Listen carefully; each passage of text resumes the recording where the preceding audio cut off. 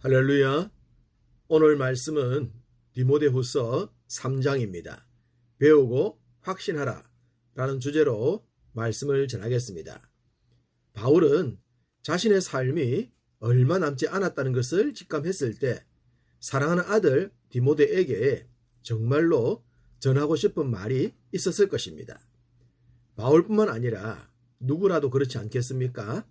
만약 자신의 삶이 마지막임을 알게 된다면 가장 사랑하는 이에게 정말로 중요한 말을 전할 것입니다. 바울은 다메섹 도상에서 그리스도를 만난 후에 그의 인생이 바뀌었습니다. 살아서 역사하시는 예수 그리스도, 그분을 위해 살기로 말입니다. 생의 마지막 순간에 아들 디모데도 자신처럼 살다가 자신처럼 고백하는 자가 되기를 원했을 것입니다. 그렇기 때문에 그의 이야기는 전적으로 예수 그리스도에 집중되어 있습니다. 1절에 너는 이것을 알라고 했습니다.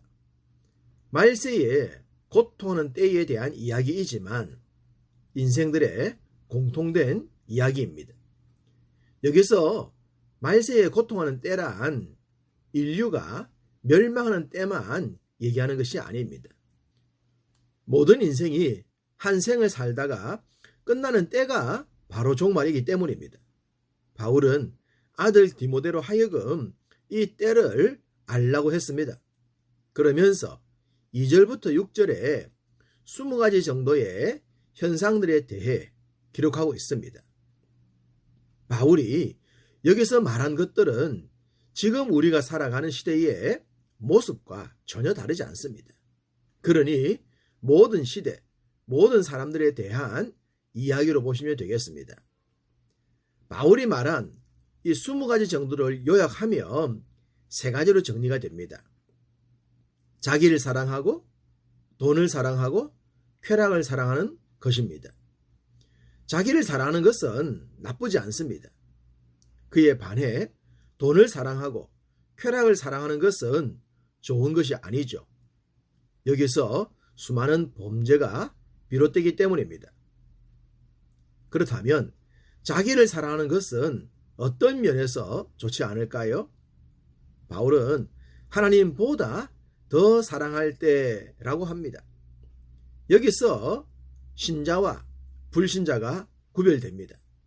불신자들은 하나님을 믿지 않기 때문에 자신을 사랑하는 것이 옳다고 생각합니다. 물론 믿는 우리에게도 동일합니다. 다만 믿는 자들은 하나님보다 더 사랑하지는 않습니다. 믿음이 성숙하면 할수록 이러한 고백을 하려고 하죠.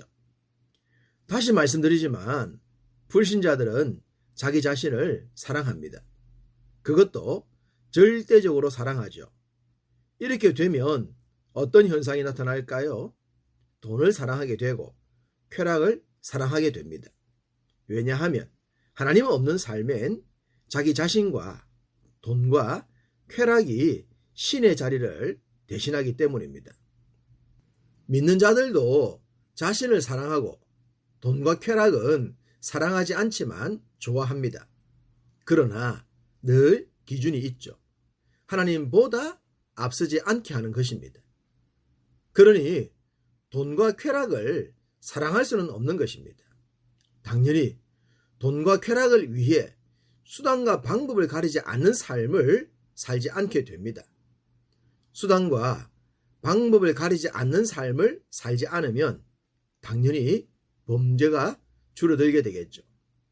바울은 이와 같은 사실을 알라고 한 뒤에 배우고 확신하라고 합니다. 14절 너는 배우고 확신하는 일에 거하라고 말입니다. 지동서를 배우지 못했을 때 사람들은 먼 항해를 하지 못했습니다. 지구가 평평하기 때문에 바다 끝에서 추락할 것이라고 믿었기 때문입니다.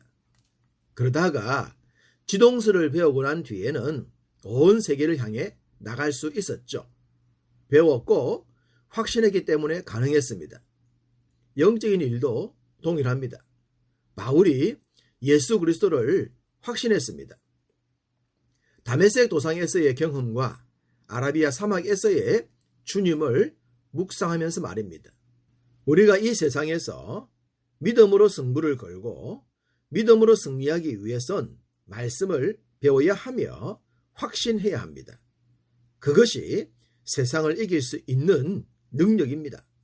물론 이 능력이 만사형통을 말하는 것은 아닙니다. 12절 무릇 그리스도 예수 안에서 경건하게 살고자 하는 자는 박해를 받으리라. 바울은 바르게 사는 삶엔 박해가 있다고 합니다. 자기 자신이 현재 그 박해에 의해 죽음의 위협에 놓인 것처럼 말입니다.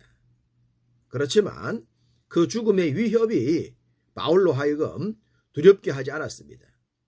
믿음을 포기하게도 하지 않았습니다.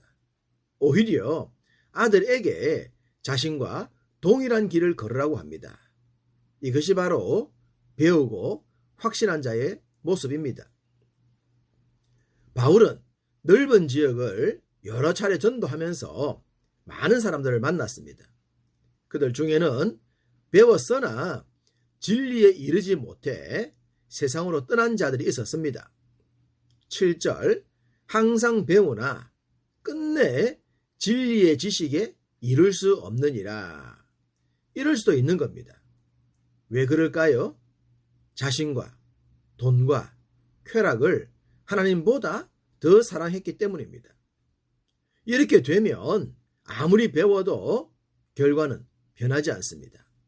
8절 진리를 대적하니 이 사람들은 그 마음이 부패한 자요 믿음에 관하여는 버림을 받은 자들이라고 합니다. 우리가 한 생을 살면서 분명히 알고 확신해야 할 것들은 많지 않겠습니까? 그 중에서 우리 인생의 시작과 끝에 대해선 세상 그 어떤 것보다도 분명하게 알아야 합니다. 왜냐하면 이것을 모르면 썩어 없어질 것을 위해 살기 때문입니다. 야고보서 5장 3절 너희 금과 은은 녹이 쓸었으니 이 녹이 너희에게 증거가 되며 불같이 너희 살을 먹으리라. 너희가 말세에 재물을 쌓았도다. 보물인 줄 알고 쌓았는데 나중에 보니 녹이 쓸어 쓸모없게 되었다는 것입니다. 하나님을 모르면, 진리를 모르면, 성경을 모르면, 인생의 출발과 종말을 모르면 이런 삶을 살게 됩니다. 반면 바울은 죽음 앞에서도 당당하게 고난받는 삶을 살라고 합니다. 그것이 진짜이기 때문입니다.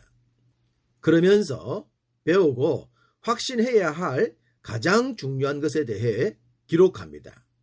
우리가 기억해야 할 정말로 중요한 성경 구절이기도 하죠. 15절부터 17절 또 어려서부터 성경을 알았나니 성경은 너로 하여금 그리스도 예수 안에 있는 믿음으로 말미암아 구원에 이르는 지혜가 있게 하느니라. 모든 성경은 하나님의 감동으로 된 것으로 교훈과 책망과 바르게 함과 의로 교육하기에 유익하니 이는 하나님의 사람으로 온전하게 하며 모든 선한 일을 행할 능력을 갖추게 하려 함이라. 우리가 평생 배우고 익혀야 하는 성경에 대한 말씀입니다. 먼저 성경은 우리에게 무엇을 가르쳐 줍니까? 그리스도 예수 안에 있는 믿음으로 구원에 이른다는 것을 가르쳐 줍니다. 세상엔 믿음과 구원에 대한 가르침이 없습니다. 있다면 인간의 노력에 의한 결과물들입니다. 누군가에 의한 사랑과 용서, 대속과 대신 죽음의 개념이 없기 때문입니다. 인생에게 가장 중요한 이 내용은 성경에만 존재합니다. 또한 성경은 하나님의 감동, 즉 하나님에 의해 기록되었다는 것입니다. 물론 사람들이 사용이 되었죠. 그렇지만 사람의 생각이 아니라 하나님께서 사람들을 도구로만 사용하신 것입니다. 이것이 바로 진리인 성경이 기록되게 된 비결입니다. 아담부터 요한의 계시록이 기록되기까지 길고 긴 역사가 1600년 동안 40여 명의 기록자들에 의해 기록되었습니다. 이 기록은 세상의 역사와 연결을 해도 틀리지 않습니다. 다만 구원을 위한 것에 초점을 맞추었기 때문에 인간사의 모든 얘기를 다 다루지는 않았죠. 마지막으로 이 말씀은 교훈, 책망, 바르게 함, 의로 교육함, 온전하게 함, 선한 능력을 갖추게도 합니다. 학교 교육이 할 수 없는 참 교육의 장이 여기에 있습니다. 지나온 역사 속에 이 말씀을 진리로 믿은 자들은 세상 교육보다 탁월한 모습과 구원 얻는 삶의 모습을 증거했습니다. 당연히 우리도 이러한 증인이 되어야 할 것입니다. 새해 새로운 다짐과 결심을 통해 기록된 이 말씀의 산 증인들이 다 되시기를 주님의 이름으로 축복합니다.